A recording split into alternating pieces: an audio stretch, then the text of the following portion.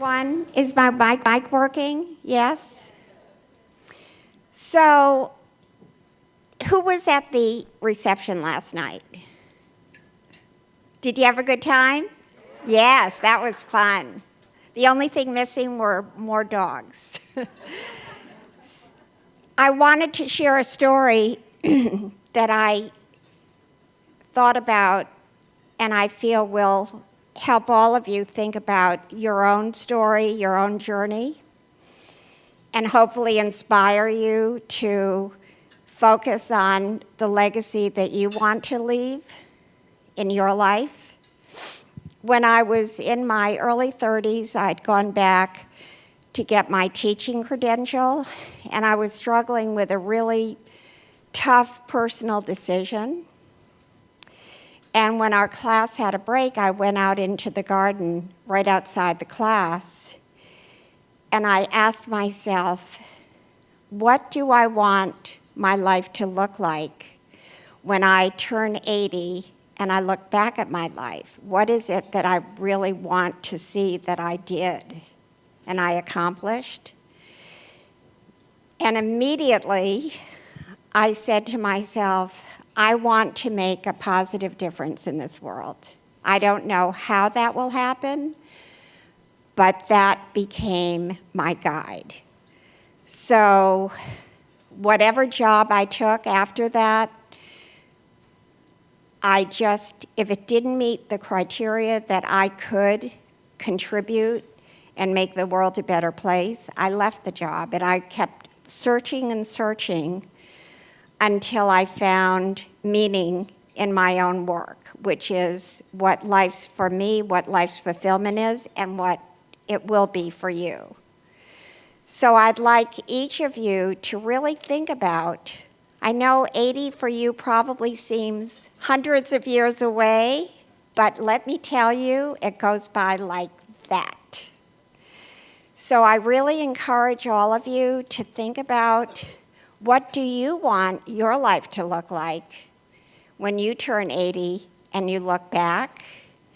And we'll be continuing this discussion when Minette and I lead storytelling circles at 10:45 in the Siskiyou room. And Minette is now going to share her journey about how she arrived at certain milestones and decisions in her life. So please welcome Minette Norman. Thank you, Carolyn.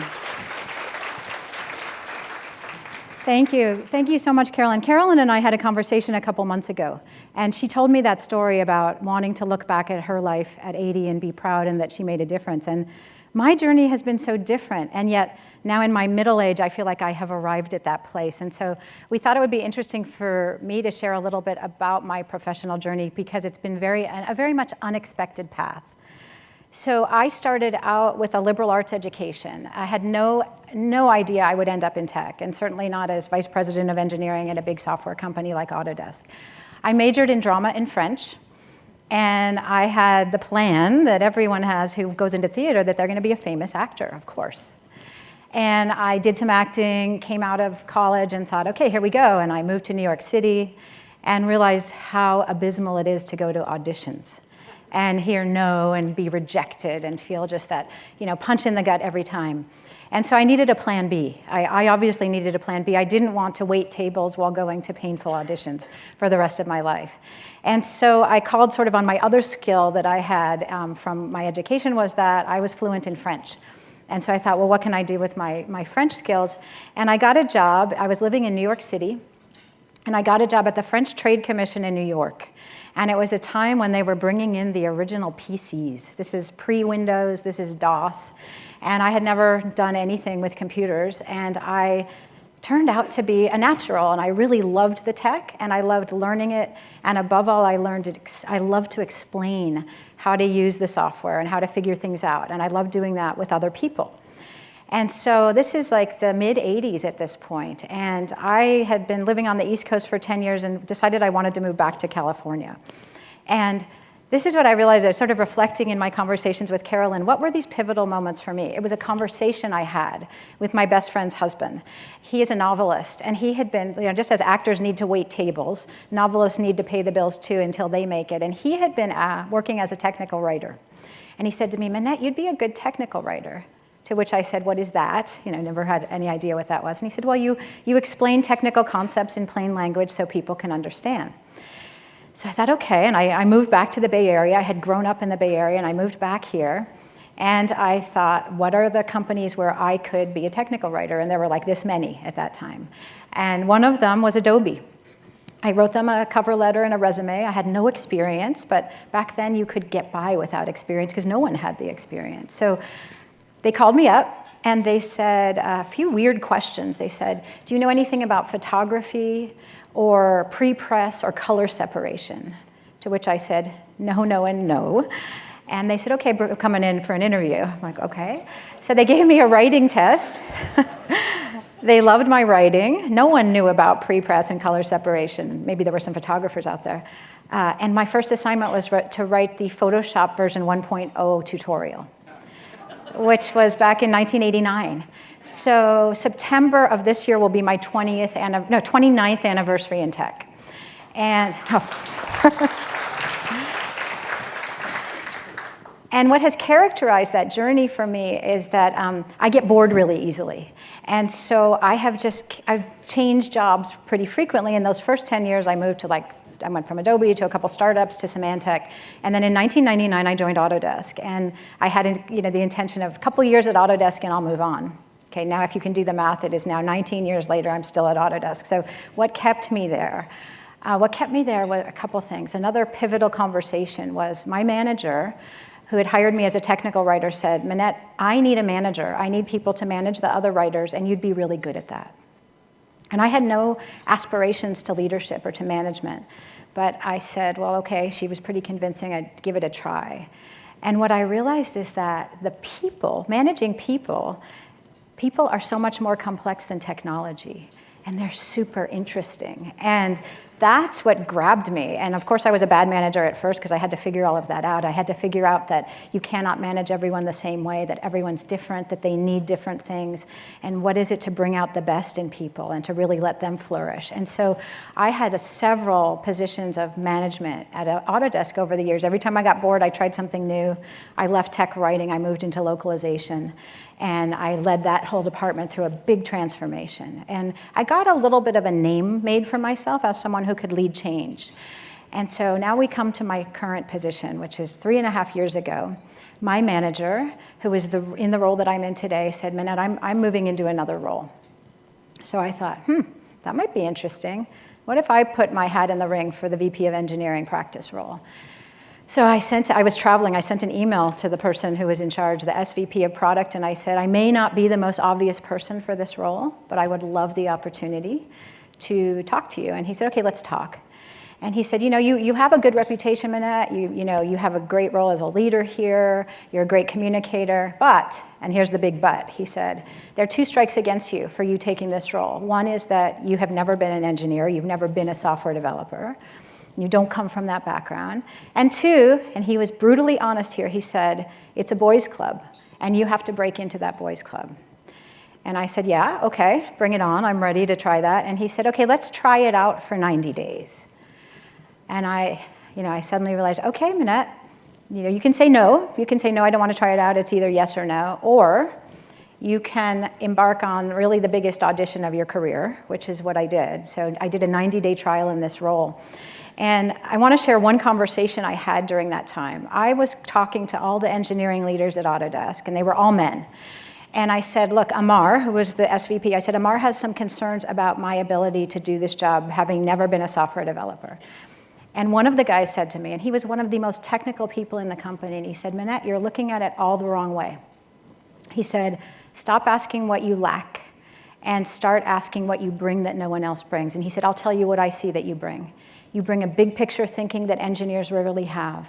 You're a great communicator, you're great with people, and you're a great leader. And so that's how I would talk about yourself. And that gave me this huge boost of confidence when I was feeling very down and feeling like I'm never going to get this job. And now I've been doing it for 3.5 years. I have been on this track of transforming engineering at Autodesk, which is what I was told I needed to do.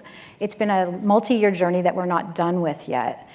And I realized I came to the place that Carolyn came to when she was 30, I came to in the last few years, which is that I realized I had this platform. You know, being a VP in a software company is a certain platform. I do a lot of public speaking internally and externally, and I can use that platform for good, for doing good, not just at Autodesk, but in the world. And so that is what drives me today. I speak about anything except technology. I feel like that is my opportunity. I talk about culture. I talk about collaboration. I talk about listening to diverse viewpoints. The biggest risk I took in recent years is last year at this large engineering summit we held for 750 engineers. I gave a keynote about empathy. And the night before, I woke up in the middle of the night going, oh my God, what are you doing, Minette? You know, you're just gonna crash and fail. And yet that's not at all what happened. Because everyone needs to talk about empathy, and we don't talk about it enough. We don't talk about our feelings because they are somehow taboo. So now I'm using my platform to help bring diverse voices in, to support women, to support people of color, and to create a more inclusive environment, not just at the company where I work, but across the valley and hopefully across the world. And so that's my story. And thank you for letting me tell it. Yeah. That is a great story. And you know, every one of you has special gifts that you can contribute to the world. And in my experience, the most fulfilling life is one where we really touch and have positive impact on as many people and animals as possible. So thank you so much for being here this morning. And now, we actually have some time for questions. I'm just looking at the time. We have about 10 minutes. Perfect. So and if anyone has questions, I'm sure we can get you a mic to ask a question. Or is there a mic in the room? Okay. For if either anyone of us, wants to share your story or to ask a question, please, we're all here to collaborate and learn from each other. So don't hesitate to share with us. Please stand up. Yes. Whoever's got the mic, do we have the mic runners somewhere? Mic is coming, okay. So there's one up here and then there's one over here. I'm gonna put up your hand for Peggy to bring. No, we want everyone to be able to hear. That's why we should wait for the mic, yeah. There's one right here, Peggy. Right up here.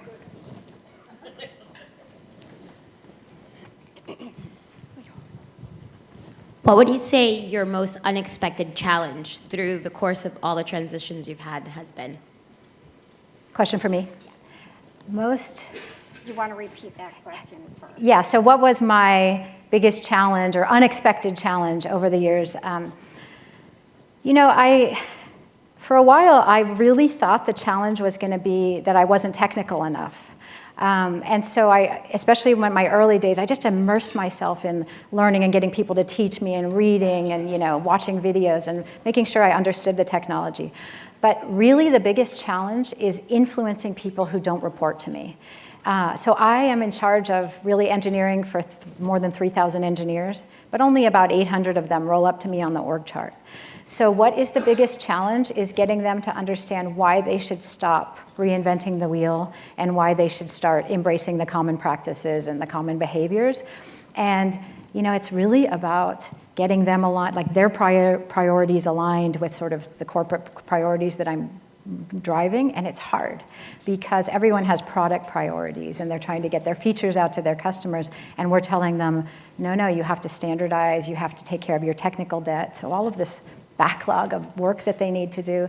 So it's really, you know, getting them on board and getting them to understand why we as a company need them to do that, even though they, in their little personal product, feel that they have something else they need to be working on. Mm-hmm. Hello, everybody. My name is Jovita Jenkins. I'm a West Coast hidden figure. I started my career back in 1970 in the aerospace industry and worked on all of the major programs that you guys have all heard about. The B-1 bomber, the space station, the space shuttle, the Hubble Space Telescope, and a whole bunch of other stuff. I've retired now from my career, and I was a WITI member when WITI started.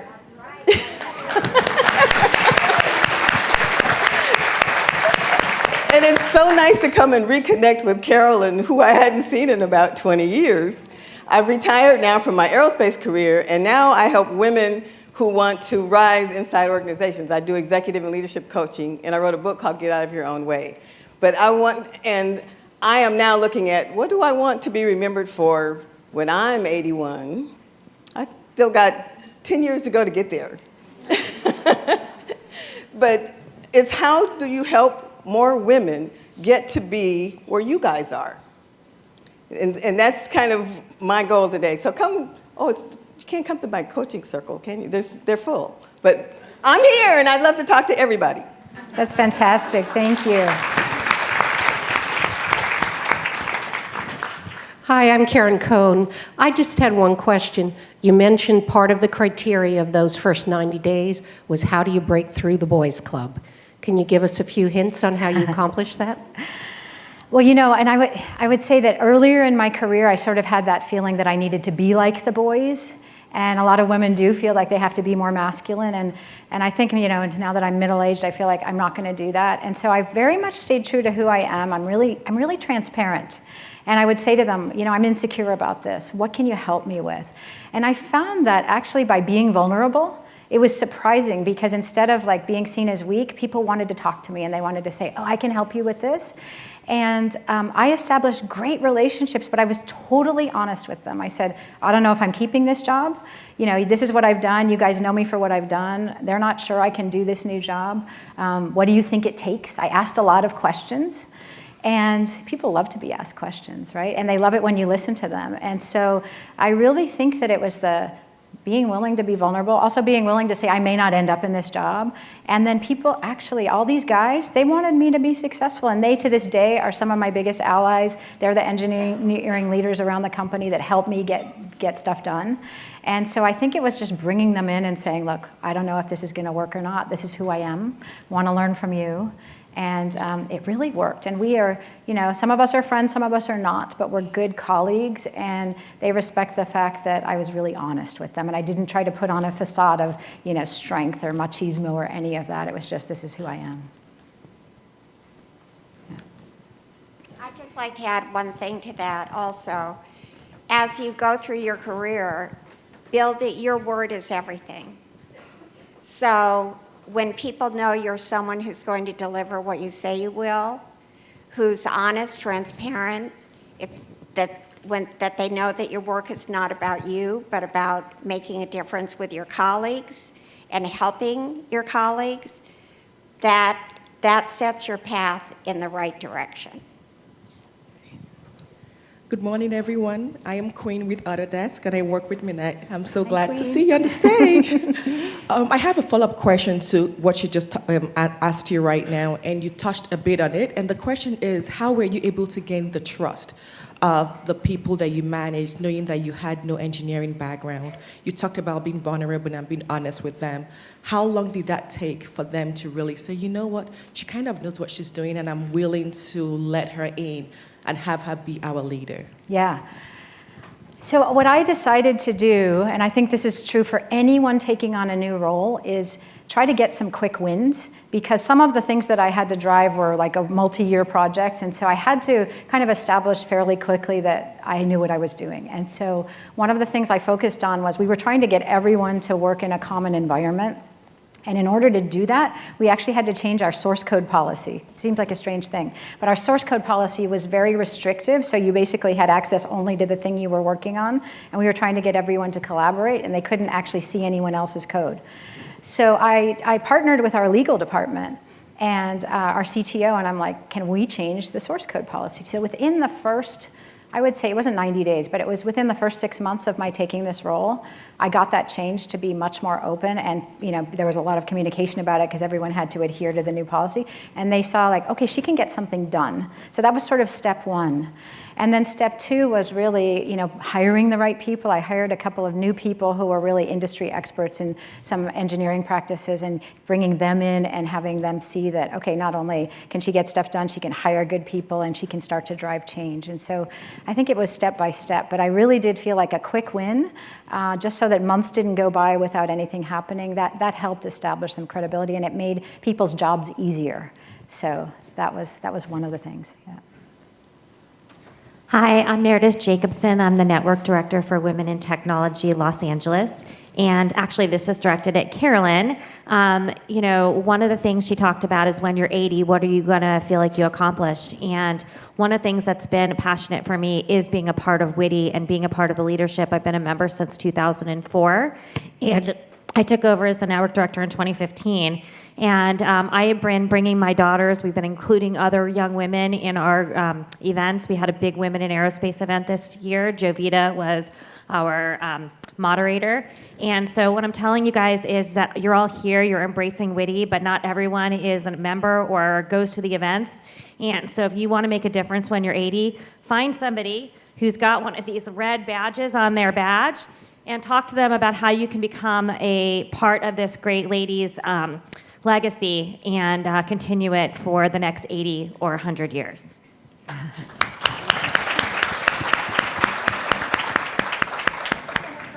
One more question. Get my chubby self over there fast enough.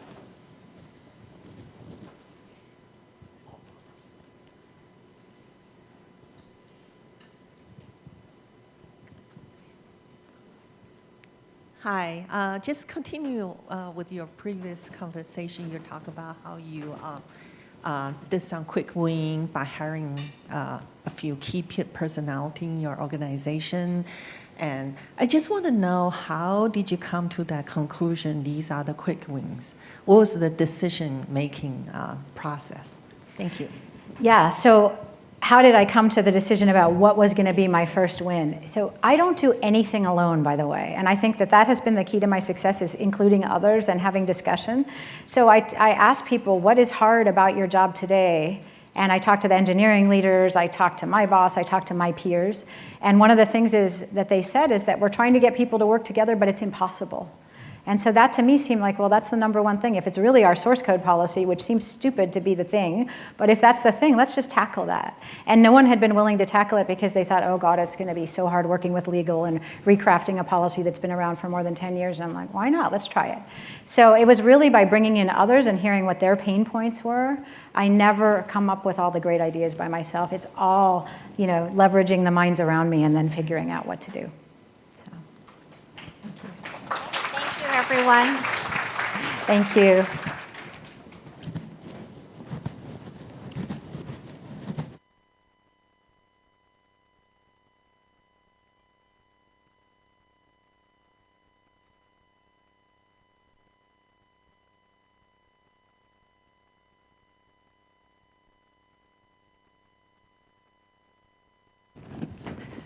I'm back. Hey. Hope everybody's having a great morning so far. Next up, we want to introduce Michelle Bailey. She's the Vice President, General Manager, and Research Fellow at IDC. She recently just kicked off a Women in IT Market Research Program at IDC with the goal to help diversity inclusion officers, D&I. So if any of you are interested in learning more after her talk about what she's doing at IDC, you can reach her via email, which should be right up there. And please enjoy this next talk, which is Tech's unconscious bias problem, which many of us know what that's been like.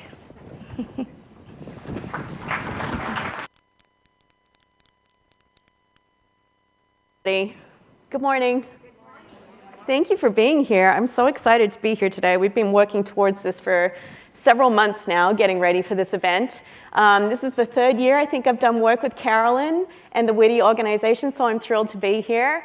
And as you just heard, IDC did just kick off its Women in IT research program. One of the things that this program does for me personally is it feeds my fire, if you will, around really driving change in this area.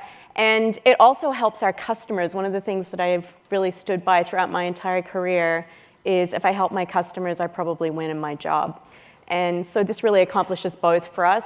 We've seen increasing need among technology companies and not just their HR organizations, but their leadership in how we change this issue around gender diversity in technology. So we're very, very excited about this. I started at IDC in 1997, right when the internet had kicked off, and so I'm thrilled to be here to be able to talk about this today and really think about the evolution of not just the market, but how our research has evolved throughout the years. So let's get started with a couple of things around women in the workplace. And what you can see here is that today, 47% of all US workers are women. So we almost have parity at an overall level in the workplace. And 57% of all US college graduates today are women. More women graduate college today than men graduate college today. Think about the implications for that and how far women have come in terms of our education and our ability to be able to serve in the market.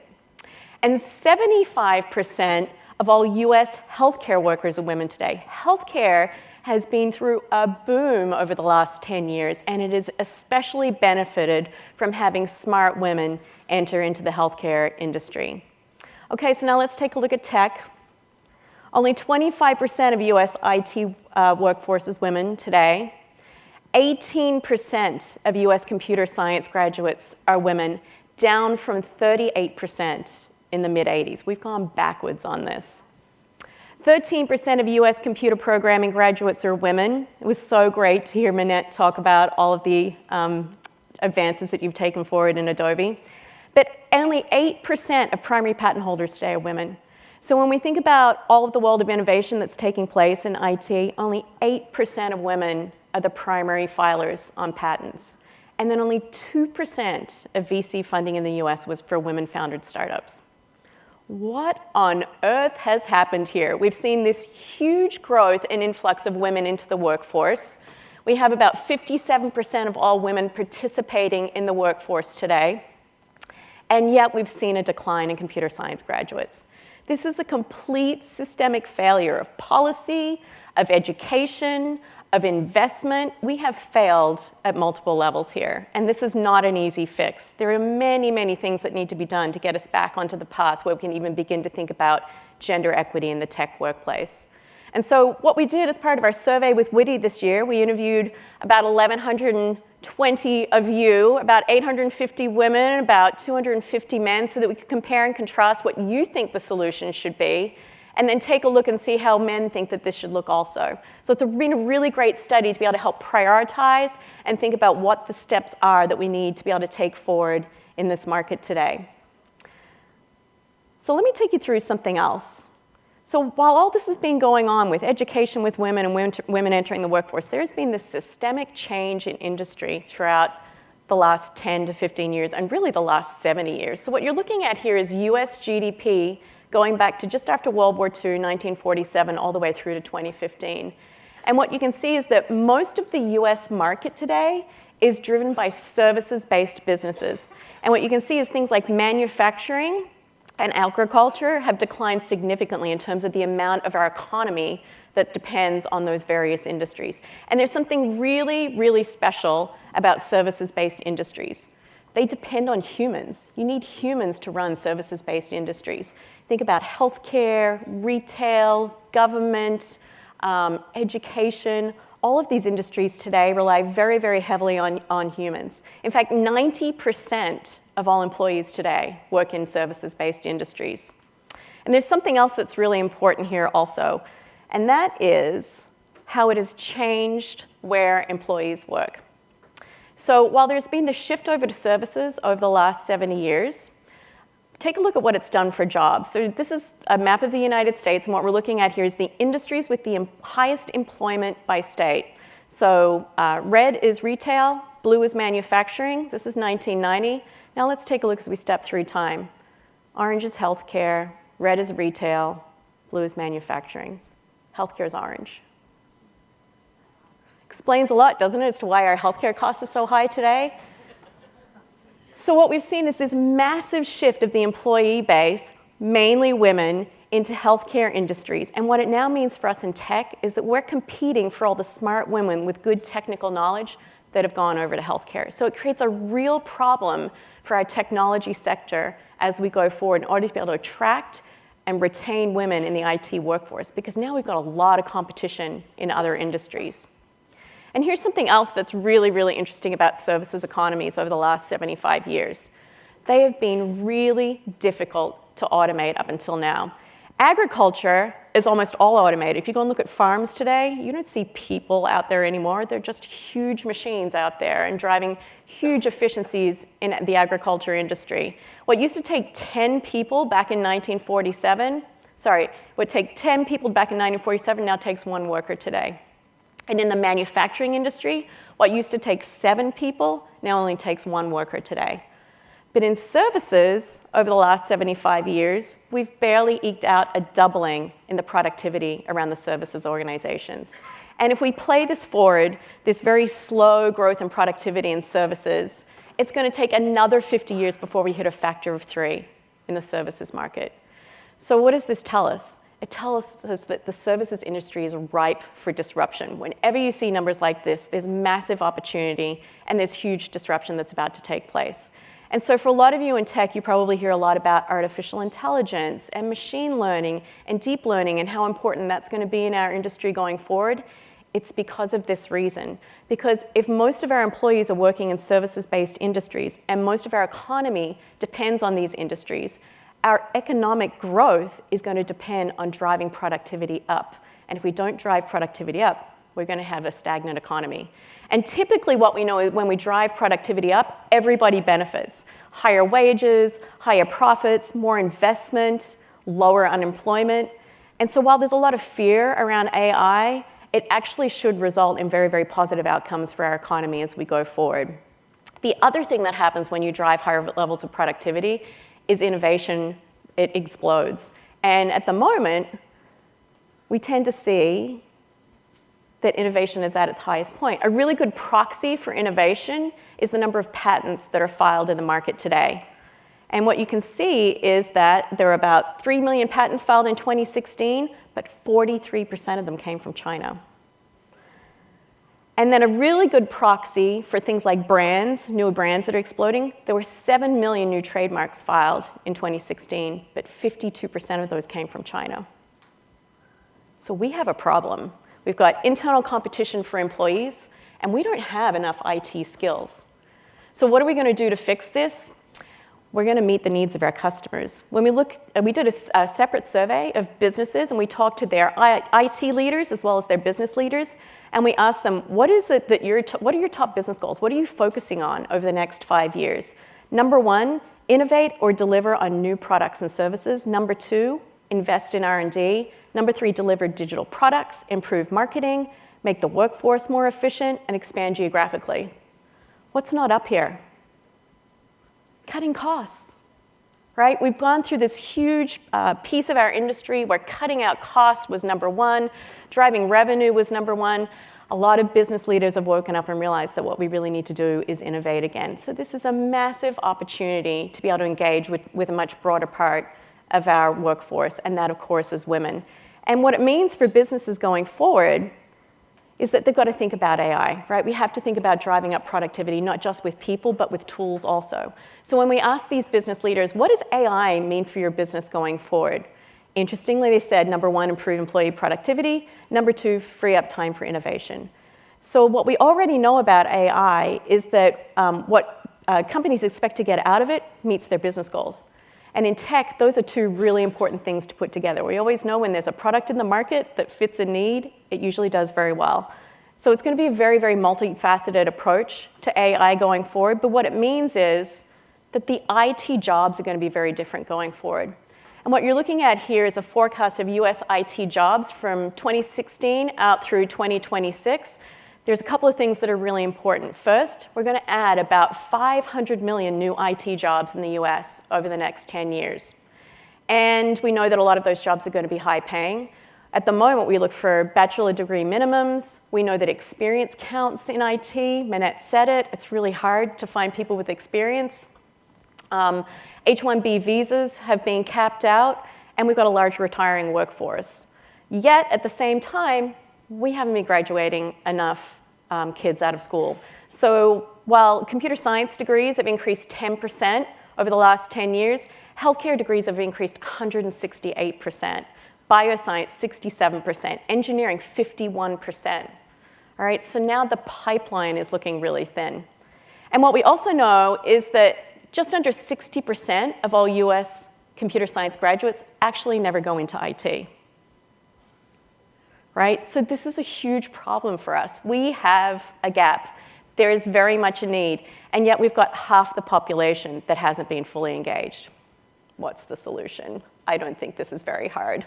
Okay, so let's take a look and see where we are in terms of diversity and inclusion.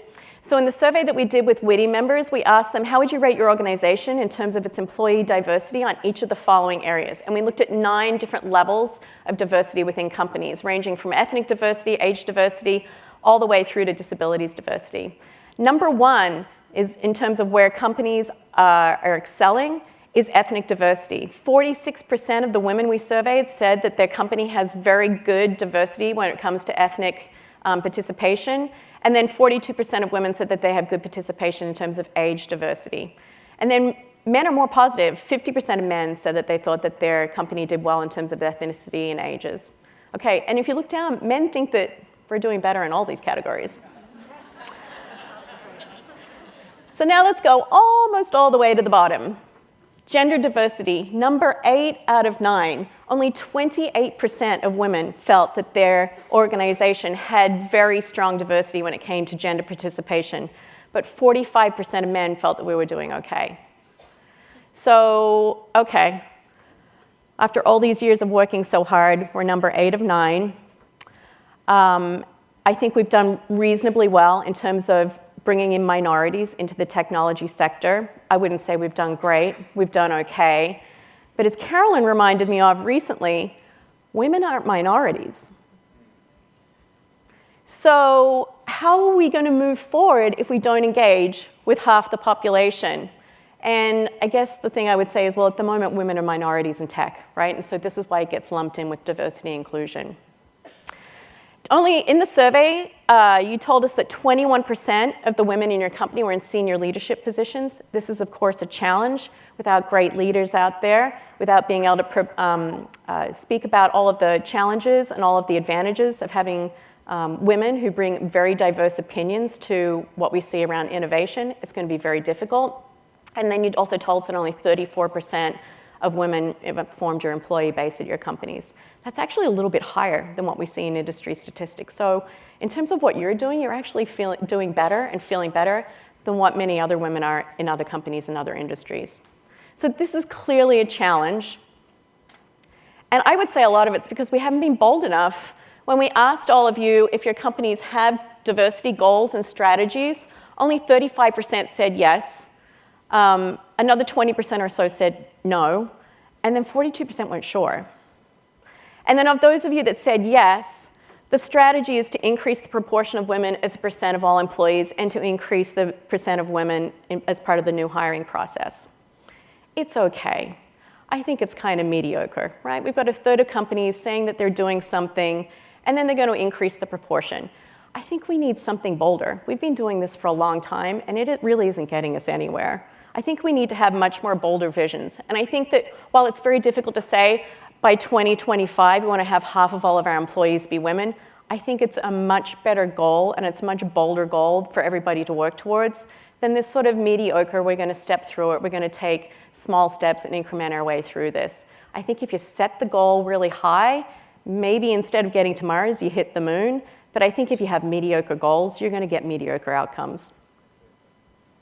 Okay, so let's talk a little bit about unconscious bias. You probably hear a lot about this in the press right now. And so I'll boil it down for you. Unconscious bias is this idea that there's nothing necessarily sinister going on. There's nothing necessarily that you can really point to that's called discrimination. But people just don't know what people don't know. And a lot of this has been pointed out with men, right? If men are in senior positions in technology, they may have good intentions, but they might not necessarily fully understand what the scope of the problem is. So we asked everybody in the study to answer to about 12 different types of statements, and we asked them how much they agreed with the statement. So the first statement is women are underrepresented in STEM fields at my organization. 56% of women said yes, that is true. Only 26% of men said yes, that is true. And when we went through and we looked at what we would describe as all the sort of negative consequences for women, so things like the culture is geared towards men or there's a lack of professional support for women in STEM roles, women by far agreed with those negative statements significantly more than what men did. And then when we looked at the positive statements, so things like my organization has adequate numbers of women in senior leadership positions, men are much more likely to agree with the positive statements, and women are much more likely to disagree with those. Okay, so we have a very big difference of opinion here. The one thing we can agree on is that there's a lack of quality female candidates for STEM jobs. So this is something that we can all come together on, and everybody agrees on this, but we just have to accept that when you have different experiences, or you have different upbringing, or you have different set of skills, you're going to have very different ideas about what the real problem is. Okay? So I think that there's a lot of other data out here that shows this, but this is a very real problem for changing what we see in the IT workforce. And then there's something else that came out of the study that I think is really great. And what we found is that workplace discrimination is strongly linked with diversity. And it's linked in a way which you may not necessarily consider intuitive. We know that as workplace discrimination declines, as gender diversity increases. So the more women you bring into your organization, the less likely you are to have issues with discrimination. And some people might think the opposite. Oh my gosh, we bring these women in, nobody gets along, we're going to have all these lawsuits against us. We find the absolute opposite is actually taking place in the market. I think the challenges that companies run into is really what you see on the pie chart, and that is they don't act quickly and decisively enough. And that's something that you've seen a lot of change in over the last 2 years. I think, especially for myself, when I look at some of these issues when they've come up, companies just haven't taken big enough steps and reacted quickly enough, or they've just kind of brushed it aside. I think what you've seen more recently is that CEOs are losing their jobs if they don't react quickly to these issues of discrimination. And I think that we want to see more of this than just 35% of companies acting quickly. We really want to see 100% of companies acting quickly on these issues. So this is a really, I think, positive outcome. The one thing that I think that really came out of the study that took me by surprise was the level of sexual harassment that women report as they work in either tech roles or tech companies. 61% of the women in the survey said that they had experienced sexual harassment in the workplace. 15% of them at their current job, 57% at a previous job. So what does that tell you? Women leave if they're being sexually harassed at their job. This is why you see churn of women. This is a very, very broad problem that we're facing right now. And 66% of women and 47% of men in the study said that they knew an average of 6 other friends or colleagues who had talked to them or experienced sexual harassment in the workplace. Right? Every one person knows 6 other people where this has been an issue. The one thing that I think has been interesting is the Me Too movement recently. I think that I agree with all of you that when we asked you about what impact Me Too has had on the workplace and that it's driven awareness. I think for us in the industry, we think everybody knows about these problems. We don't. I had a really great conversation with an analyst that works in our application development team, and when I told him only 13% of US college graduates, computer science, application developer graduates were women, he said, no, there's no way that can be true. Right? We have to keep talking about this, and you have to say it more than once. You probably have to say it 10 times before it starts to get through. So if there's one takeaway for you in this presentation, I have a lot of data in here. Pick a data point and go tell somebody about it, because you might be surprised when you think that everybody knows about it. They really don't. Okay, so what is it that women want from their careers? Okay, this is a headline. Are you ready? Women want the same thing as men.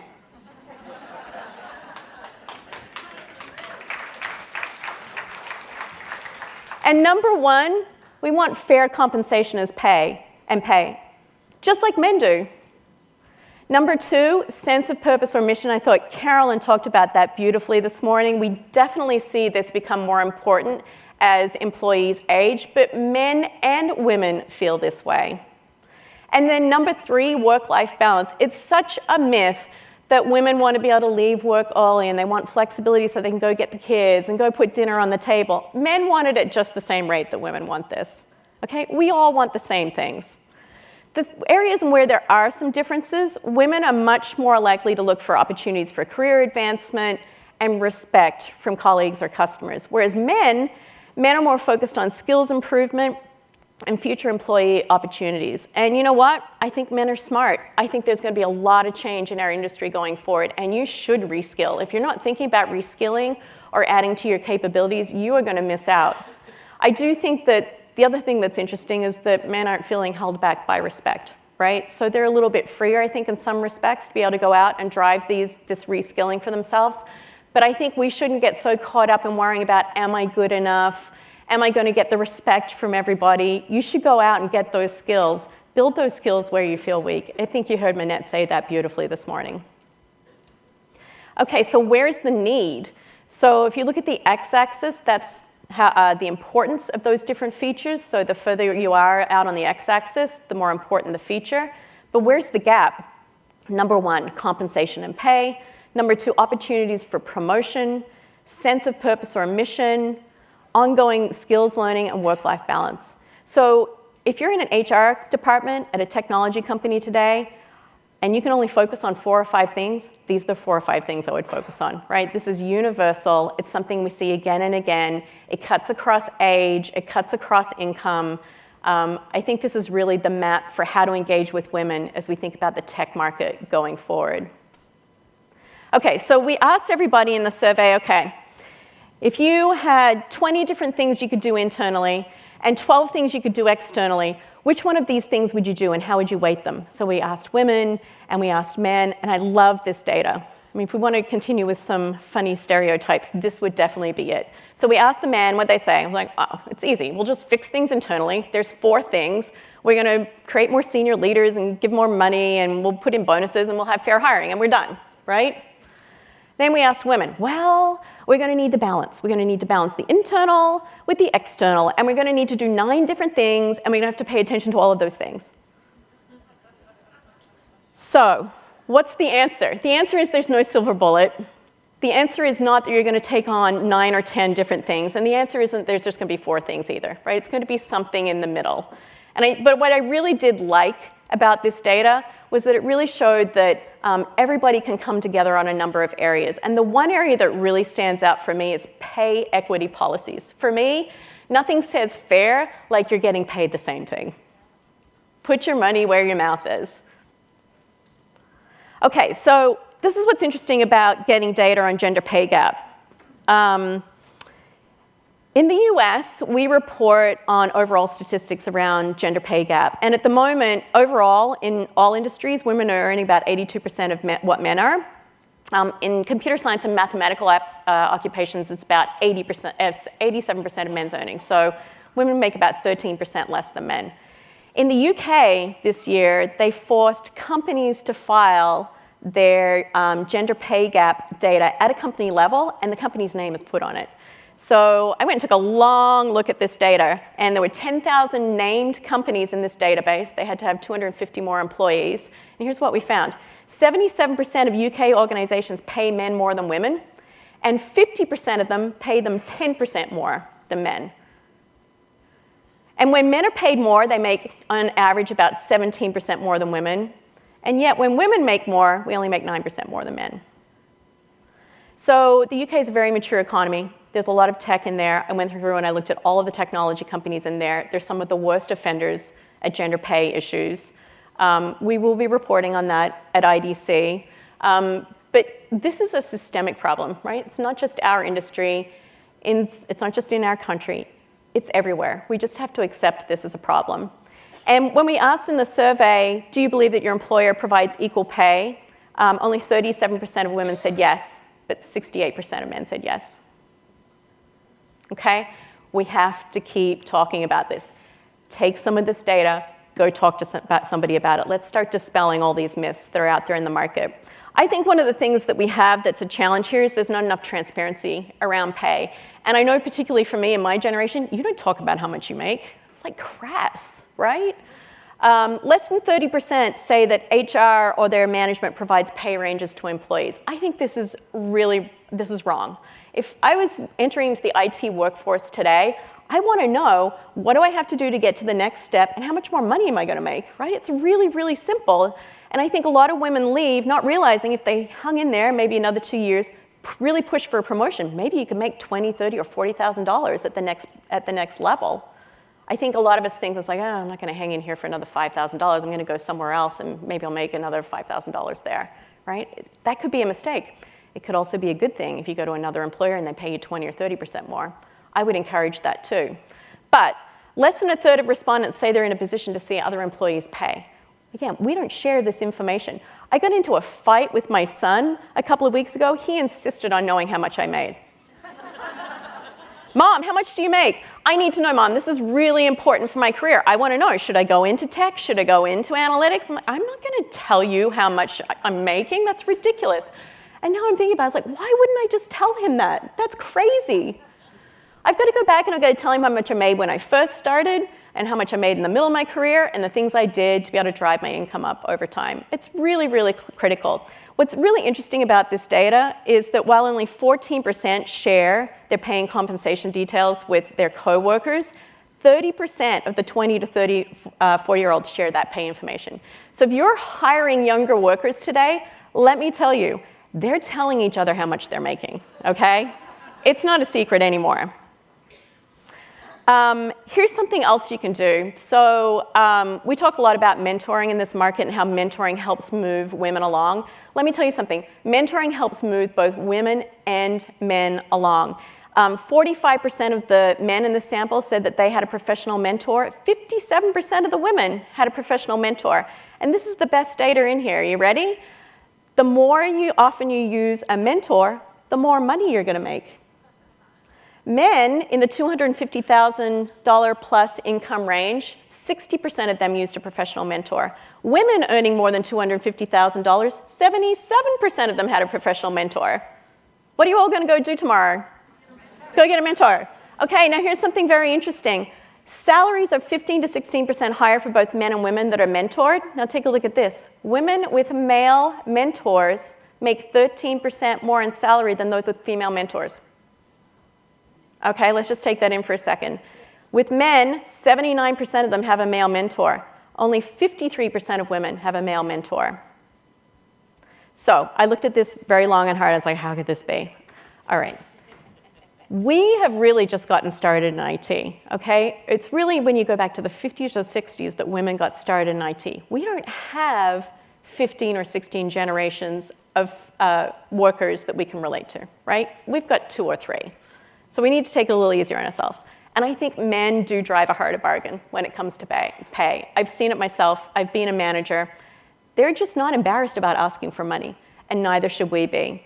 I think a couple of the areas where we do see that women are looking for different things from their mentors than men is navigating the obstacles or issues in the organization, right? Again, we don't have a lot of experience here, and a lot of the women we work with don't have a lot of experience either. So you've got to go find somebody that's either become very much a senior leader or has great advice to give, or go work with a man, okay? Men have to be part of this solution.